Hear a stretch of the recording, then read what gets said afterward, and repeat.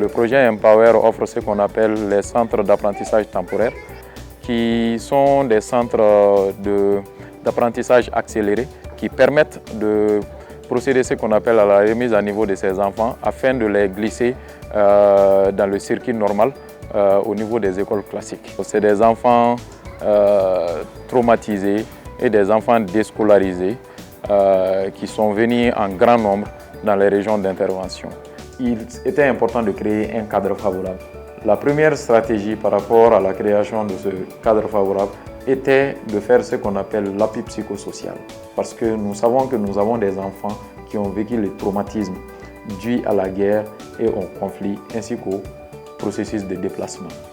Et cet appui psychosocial se fait à travers les groupes que nous avons mis en place et que nous appelons les groupes de soutien par les pairs et qui sont encadrés par des facilitateurs adultes qui accompagnent les enfants qui ont vécu des traumatismes pour mieux les préparer à acquérir les compétences scolaires en classe. Le projet Empower a entamé auprès de la Direction nationale de la pédagogie ce qu'on appelle l'élaboration de matériel de lecture répondant aux besoins réels des enfants dans les zones d'intervention du projet Empower.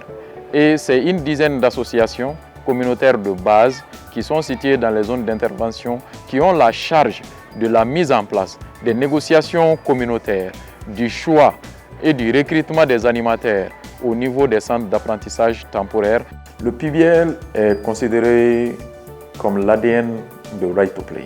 Dans le cadre du projet Empower, et particulièrement dans le cadre des CAT et des écoles classiques dans lesquelles nous intervenons, le PBL est une stratégie d'animation des leçons en classe qui facilite le travail des enseignants, qui permet aussi d'avoir une plus grande adhésion des enfants et aussi l'existence des clubs de lecture que nous avons mis en place dans les différentes communautés d'intervention.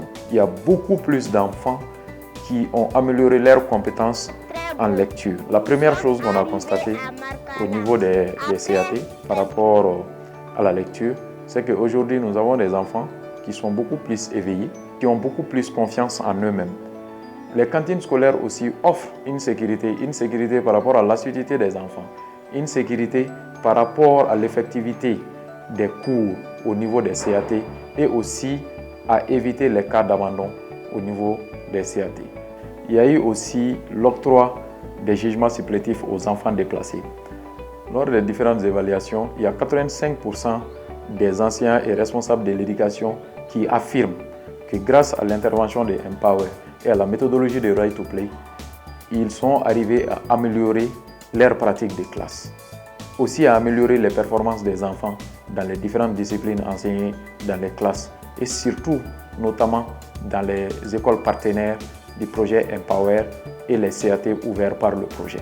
Nous sommes arrivés à concrétiser ce qu'on appelle l'autonomisation des communautés à travers la mise en avant des organisations communautaires de base qui sont des acteurs réels et des acteurs incontournables par rapport à la promotion de l'éducation dans les régions d'intervention du projet Empower aujourd'hui.